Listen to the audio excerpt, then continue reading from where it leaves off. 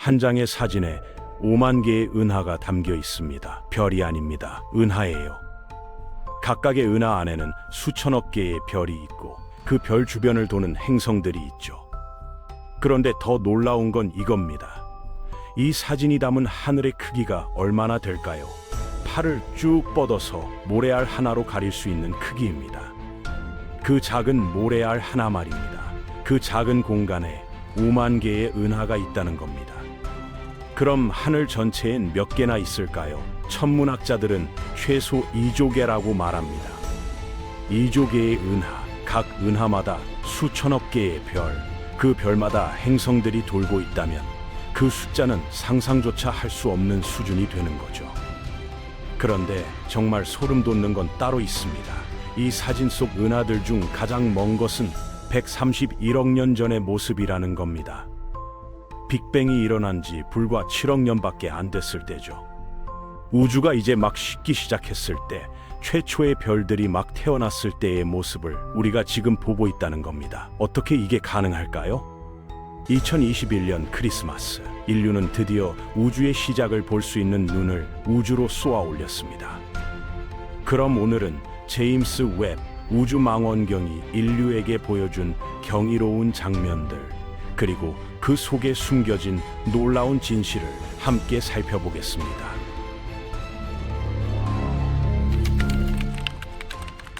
총 개발비 13조 원, 개발 기간 30년, 제임스 웹 우주망원경은 인류가 만든 가장 강력한 우주의 눈입니다. 1.3m 크기의 육각형 거울 18개가 벌집처럼 모여 만든 주경의 직경은 6.5m에 달하죠. 허블 우주망원경보다 2.7배 크고 빛을 모으는 능력은 7배 이상 뛰어납니다. 하지만 아무리 성능이 좋아도 지구 대기의 간섭을 완전히 피할 순 없었거든요. 그래서 제임스 웹은 지구에서 160만 킬로미터 떨어진 라그랑주 L2 지점으로 보내졌습니다. 달까지 거리의 4배나 되는 곳이죠. 왜 그렇게 멀리 보냈을까요? 이유는 간단합니다. 태양과 지구의 빛에서 완전히 벗어나야 했기 때문이죠. L2 지점은 태양과 지구의 중력이 정확히 균형을 이루는 곳이라서 연료를 거의 쓰지 않고도 안정적으로 떠 있을 수 있습니다. 게다가 태양과 지구가 항상 같은 방향에 있어서 거대한 차폐막 하나로 2개의 빛을 동시에 차단할 수 있거든요. 이 차폐막은 테니스 코트 크기인데 5겹으로 이루어져 있어서 태양 쪽 온도가 섭씨 110도일 때 망원경 쪽은 영하 233도를 유지합니다. 왜 이렇게 차갑게 유지해야 할까요? 적외선을 관측하려면 망원경 자체가 열을 내뿜으면 안 되기 때문입니다. 마치 어두운 곳에서 별을 보려면 주변 조명을 다 꺼야 하는 것처럼요. 2021년 12월 발사된 제임스 웹은 목적지에 도착한 뒤 거울과 차폐막을 펼치고 수개월에 걸친 정밀한 보정 작업을 거쳤습니다. 18개의 거울을 나노미터 단위로 정렬하는 작업이었는데 이건 서울에서 부산에 있는 동전을 정확히 맞추는 것과 비슷한 수준의 정밀도였습니다. 그런데 제임스 웹이 찍은 사진을 보면 이상한 게 하나 보입니다. 밝은 별마다 8갈래의 뾰족한 빛 줄기가 뻗어나오는 거죠. 이게 뭘까요? 이건 회절 스파이크라고 부르는 건데 제임스 웹만의 독특한 서명입니다. 육각형 거울 구조 때문에 6개의 큰 스파이크가 생기고 보조 거울을 지탱하는 3개의 기둥 때문에 2개의 작은 스파이크가 추가로 생기는 거거든요. 앞으로 우주 사진에서 이 8갈래 빛무늬를 보면 상대방에게 자신 있게 말해보세요. 이건 제임스 웹이 찍은 사진이라고요. 그럼 제임스 웹은 왜 적외선만 관측할까요? 이유는 우주의 팽창 때문입니다. 빛은 파동이거든요. 그런데 우주가 팽창하면 그 공간을 지나가는 빛의 파동도 함께 늘어납니다. 마치 고무줄을 늘리면 그 위에 그려진 파도 무늬도 함께 늘어나는 것처럼요. 멀리 있는 천체일수록 빛이 우리에게 도달하는 동안 우주가 더 많이 팽창했기 때문에 파장이 더 길어지죠. 가시광선이 적외선으로 바뀌는 겁니다. 이걸 적색편이라고 부르는데 천문학자들은 이 적색편이 값으로 천체까지의 거리를 계산합니다.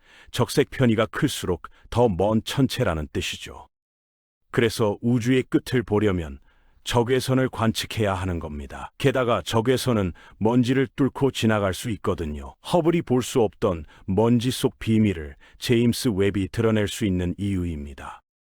자, 그럼 이제 본격적으로 제임스 웹이 보여준 우주로 떠나볼까요? 첫 번째로 보여드릴 건 우리가 잘 안다고 생각했던 목성입니다. 그런데 제임스 웹이 찍은 목성은 완전히 다른 모습이거든요. 우리가 알던 그 주황색 줄무늬 행성이 아닙니다. 북극과 남극에서 빛나는 오로라가 마치 왕관처럼 목성을 감싸고 있고 대적점은 하얀색으로 빛나고 있죠. 더 놀라운 건 고리입니다. 목성에도 고리가 있다는 건 알고 계셨나요? 너무 희미해서 그동안 제대로 관측된 적이 없었거든요. 하지만 제임스 웹은 그 고리를 선명하게 포착했습니다. 토성만 고리를 가진 게 아니었던 거죠. 목성의 고리는 주로 작은 위성들과 충돌하며 생긴 먼지로 이루어져 있는데 너무 얇고 어두워서 보이저 1호가 1979년에 처음 발견하기 전까진 아무도 몰랐습니다. 토성은 또 어떨까요? 제임스 웹이 찍은 토성은 우리가 아는 그 황금빛 행성이 아닙니다. 행성 본체는 거의 검은색에 가까운데 고리만 야광등처럼 환하게 빛나고 있거든요. 왜 이런 차이가 생길까요? 토성 대기의 메탄 가스가 적외선을 거의 다 흡수해버리기 때문입니다. 반면 고리는 대부분 얼음과 암석으로 이루어져 있어서 적외선을 잘 반사하죠. 그래서 제임스 웹이 사진을 찍을 땐 고리만 밝게 빛나 보이는 겁니다. 이 사진을 처음 봤을 때 저는 한 가지 생각이 들었습니다. 우리가 지금까지 본 건 우주의 진짜 모습이 아니었구나. 우리 눈에 보이는 가시광선은 우주가 보여주는 수많은 얼굴 중 하나일 뿐이었던 거죠. 만약 우리 눈이 적외선을 볼 수 있었다면 밤하늘은 완전히 다른 모습이었을 겁니다. 어떤 별은 사라지고 어떤 별은 갑자기 나타나며 어떤 별은 색깔이 완전히 바뀌었을 거예요. 이제 태양계를 벗어나 더 먼 우주로 나가보겠습니다. 6500광년 떨어진 독수리 성운, 그 안에 있는 창조의 기둥입니다. 이 이름을 들어보신 분들 많으실 거예요. 허블 우주망원경이 찍어서 유명해진 그 사진 말이죠. 거대한 먼지 기둥들이 우뚝 솟아있고 그 속에서 새로운 별들이 태어나고 있는 모습이었습니다. 그런데 제임스 웹이 같은 장소를 다시 찍었을 때 천문학자들은 충격을 받았습니다. 허블이 찍은 사진에선 보이지 않던 수천 개의 별이 갑자기 나타난 거예요. 먼지에 가려져 있던 신생 별들이 적외선 카메라 앞에서 모습을 드러낸 겁니다. 여기서 가장 인상적인 건 붉은색 점들입니다. 이건 태어난 지 겨우 수십만 년밖에 안 된 아기 별들이거든요. 우주 나이로 치면 생후 몇 시간밖에 안 된 갓난아기인 셈이죠. 이 별들은 아직도 주변 먼지와 가스를 빨아들이며 성장하고 있습니다. 핵융합 반응이 본격적으로 시작되면 엄청난 에너지를 내뿜으며 주변 먼지를 날려버릴 거예요. 그럼 이 붉은 점들은 점점 밝아지며 우주를 비추는 진짜 별이 되는 겁니다. 우리 태양도 46억 년 전 이런 모습이었을 거예요. 먼지 속에서 조용히 태어나 점점 밝아지며 결국 태양계를 만들어낸 거죠.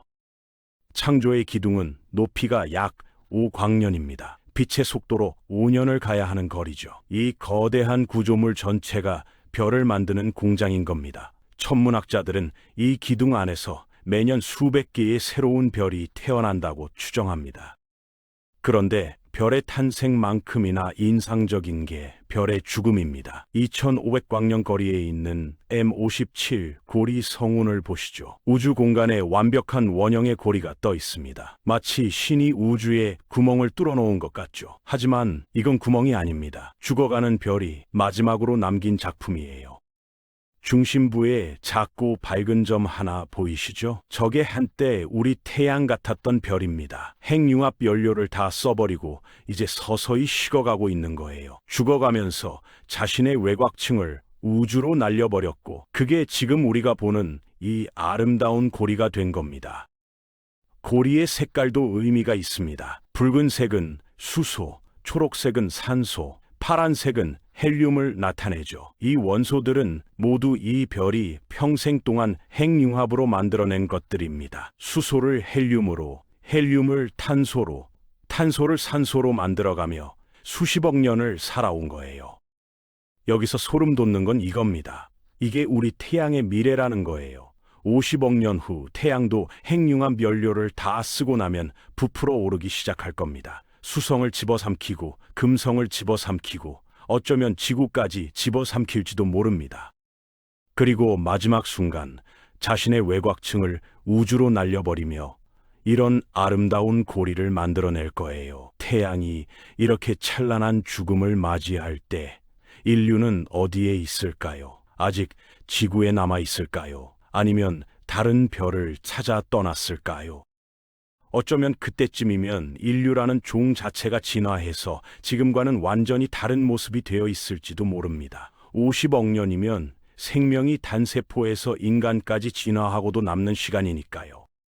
더 극적인 죽음도 있습니다. 1만 1천 광년 떨어진 카시오페이아 A를 보시죠. 이건 약 340년 전 폭발한 초신성의 잔해입니다. 태양보다 훨씬 무거운 별이 핵융합 연료를 다 쓰고 나면 이렇게 폭발하거든요.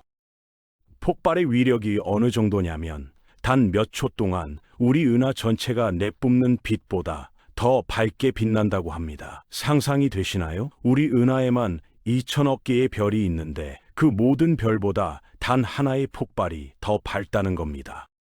제임스 웹이 포착한 이 이미지를 보면 폭발로 흩어진 물질들이 엄청난 속도로 팽창하고 있는 게 보입니다. 초속 5,000km 이상의 속도죠. 이 물질들 속엔 철, 규소, 산소, 칼슘 같은 무거운 원소들이 가득합니다. 이 원소들은 별의 중심에서만 만들어질 수 있는 것들이거든요. 그리고 이 원소들이 우주 공간으로 흩어져서 새로운 별과 행성을 만드는 재료가 됩니다. 여러분의 몸을 이루는 칼슘, 철, 산소도 모두 수십억 년 전 어떤 별이 폭발하며 만들어진 거예요. 칼 세이건의 유명한 말이 있죠. 우리는 별의 물질로 만들어졌다고요. 이건 비유가 아니라 과학적 사실입니다. 이제 정말 먼 곳으로 가보겠습니다. 35억 광년 떨어진 판도라 은하단입니다. 이 사진 한 장에 5만 개의 은하가 담겨 있다고 말씀드렸죠. 그런데 여기서 한 가지 묻고 싶은 게 있습니다. 이 은하들이 지금도 저 모습일까요? 아닙니다. 저 빛이 우리에게 도달하는데 35억 년이 걸렸거든요. 우리가 지금 보고 있는 건 35억 년 전의 모습입니다. 지금 이 순간 저 은하들은 어떤 모습일까요? 어떤 은하는 다른 은하와 충돌해서 하나로 합쳐졌을 수도 있고, 어떤 은하는 블랙홀에 집어삼켜져서 사라졌을 수도 있습니다. 우리는 영원히 그걸 알 수 없어요. 빛의 속도보다 빠르게 정보를 전달할 방법이 없으니까요. 다시 말해, 우리는 과거를 보고 있는 겁니다. 우주를 관측한다는 건 곧 시간 여행을 한다는 뜻이죠. 그런데 이 사진엔 더 놀라운 게 숨어 있습니다. 자세히 보면 일부 은하가 휘어져 있거든요. 마치 누가 공간을 왜곡시킨 것처럼요. 이게 바로 중력 렌즈 효과입니다. 판도라 은하단의 엄청난 중력이 공간 자체를 휘게 만들고 그 뒤에 있는 은하의 빛이 휘어진 공간을 지나오면서 모양이 왜곡되는 거죠. 아인슈타인이 100년 전에 예측했던 현상을 우리가 지금 직접 보고 있는 겁니다. 중력이 단순히 물체를 끌어당기는 힘이 아니라 공간 자체를 휘게 만드는 힘이라는 증거예요. 어떤 은하는 고리 모양으로 휘어져 있고 어떤 은하는 여러 개의 상으로 나뉘어 보이기도 합니다. 마치 거대한 우주적 돋보기를 통해 보는 것 같죠. 천문학자들은 이 중력 렌즈 효과를 이용해서 더 먼 우주를 관측합니다. 자연이 만들어준 망원경인 셈이죠. 마지막으로 보여드릴 건 제임스 웹 최초의 딥필드 사진입니다. SMACS 0723 은하단을 향해 12시간 동안 노출을 준 사진이죠. 허블은 같은 작업을 하는데 10일이 걸렸습니다. 제임스 웹은 12시간 만에 해낸 거예요. 이 사진 속 붉은 점 하나하나가 모두 은하입니다. 그중 가장 먼 은하는 131억 년 전의 모습이죠. 빅뱅 후 7억 년밖에 안 됐을 때입니다. 우주가 이제 막 식기 시작했을 때, 최초의 별들이 막 태어났을 때의 모습을 우리가 지금 보고 있는 겁니다. 그런데 여기서 한 가지 이상한 점이 있습니다. 이 초기 은하들이 너무 밝다는 거예요. 기존 이론에 따르면 우주 초기의 은하들은 작고 어두워야 합니다. 아직 별이 많이 생성되지 않았을 테니까요. 그런데 제임스 웹이 본 초기 은하들은 예상보다 훨씬 크고 밝았습니다. 이게 무슨 의미일까요? 우리가 우주의 진화 과정을 잘못 이해하고 있었다는 뜻일 수도 있습니다. 어쩌면 별이 우리가 생각했던 것보다 훨씬 빠르게 만들어졌을 수도 있고, 아니면 우리가 아직 모르는 다른 메커니즘이 있을 수도 있습니다. 일부 천문학자들은 다크스타라는 가설을 제시하기도 했습니다. 암흑물질이 핵융합 대신 에너지원이 되는 별이 초기 우주에 존재했을 거라는 거죠. 아직 확실한 건 아무것도 없습니다. 하지만 이게 바로 과학의 매력이죠. 새로운 발견이 기존 이론을 뒤집고 또 새로운 질문을 만들어내는 겁니다. 나사는 이 사진이 담은 하늘의 크기가 모래알 하나로 가릴 수 있는 크기라고 했습니다. 그 작은 공간에 수천 개의 은하가 있다면 하늘 전체엔 몇 개나 있을까요? 최소 2조 개입니다. 각 은하마다 평균 1000억 개의 별이 있다면 우주 전체엔 최소 200개의 별이 있는 겁니다. 그리고 최근 연구에 따르면 별 하나당 평균 1개 이상의 행성이 있다고 합니다. 그 말은 우주엔 최소 200개의 행성이 있다는 뜻이죠. 그 중에 생명이 있는 행성은 몇 개나 될까요? 설령 0.0001%만 생명이 있다고 해도 2경계입니다. 그 중에 지적 생명체가 있는 행성은 몇 개나 될까요? 또 0.0001%만 있다고 해도 2조 개입니다. 우리 은하에만 최소 수천 개의 지적 생명체 문명이 있을 수 있다는 계산이 나옵니다. 그럼 질문이 생깁니다. 왜 우리는 아직 그들을 만나지 못했을까요? 이걸 페르미 역설이라고 부릅니다. 1950년 물리학자 엔리코 페르미가 점심 식사 중에 던진 질문이었죠. 다들 어디 있지? 어쩌면 우주가 너무 넓기 때문일 수도 있습니다. 가장 가까운 별까지 빛의 속도로 4년이 걸리는데 우리 기술로는 그 거리를 가는데 수만 년이 걸리거든요. 우주는 너무 크고 우리는 너무 느립니다. 아니면 문명의 수명이 짧기 때문일 수도 있습니다. 고도로 발전한 문명은 결국 스스로를 파괴하는 경향이 있을지도 모르죠. 핵전쟁, 기후변화, 인공지능, 우리 앞에도 수많은 위기가 놓여 있습니다. 인류가 이 위기들을 극복하고 우주로 뻗어나갈 수 있을까요? 아니면 우리도 다른 문명들처럼 스스로를 파괴하고 말까요? 제임스 웹이 보여준 이 광대한 우주 앞에서 저는 한 가지 생각을 멈출 수가 없습니다. 우리는 도대체 뭘까요? 138억 년 우주 역사에서 인류가 존재한 시간은 고작 30만 년입니다. 우주 나이의 0.002%도 안 되죠. 공간적으로도 우리는 먼지보다 작습니다. 지구는 태양계에서 작은 행성이고 태양계는 은하에서 변두리에 있으며 우리 은하는 이 조개 은하 중 하나에 불과하니까요. 시간적으로도 공간적으로도 우리는 우주의 티끌입니다.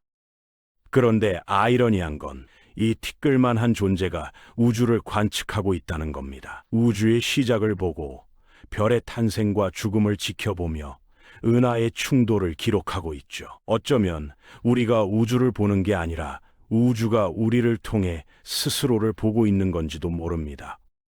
138억 년 동안 팽창하고 냉각되고 별을 만들고 행성을 만들어 온 이 우주가 마침내 스스로를 인식할 수 있는 존재를 만들어낸 거죠. 우리가 바로 그 존재입니다.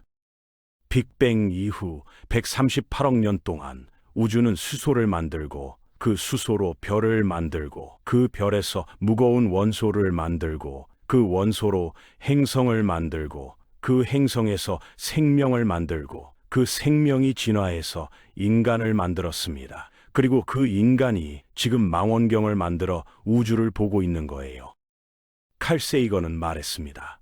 우리는 우주를 이해하려는 우주의 한 방법이다라고요. 제임스 웹 우주망원경은 단순히 우주를 관측하는 도구가 아닙니다. 이건 우주가 스스로를 들여다보는 거울입니다. 그리고 그 거울을 만든 존재가 바로 우리죠. 먼지보다 작고 찰나보다 짧은 이 존재가 우주의 시작과 끝을 보려 하고 있습니다. 이게 바로 인간입니다. 이게 바로 우리의 의미입니다. 제임스 웹은 앞으로 최소 20년은 더 작동할 겁니다. 그동안 우주의 어떤 비밀을 더 밝혀낼까요? 외계 생명체의 증거를 찾을 수 있을까요?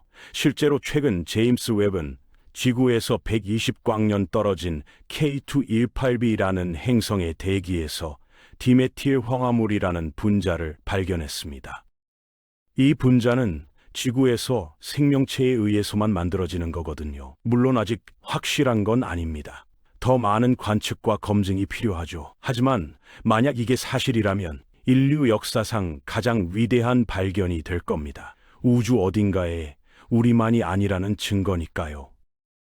빅뱅 이전의 흔적을 발견할 수 있을까요? 우주의 끝을 볼 수 있을까요? 우리는 아직 모릅니다. 하지만 한 가지는 확실합니다. 우주가 우리에게 질문을 던지고 있다는 것, 그리고 우리는 그 질문에 답하기 위해 계속 나아갈 거라는 것, 그게 인류가 존재하는 이유일지도 모릅니다. 모래알보다 작은 공간에 5만 개의 은하가 있다는 사실을 알아낸 존재, 131억 년 전에 빛을 포착한 존재, 우주의 시작을 보려는 존재, 그게 바로 우리입니다. 지금까지 미스테리 유니버스였습니다. 시청해주셔서 감사합니다.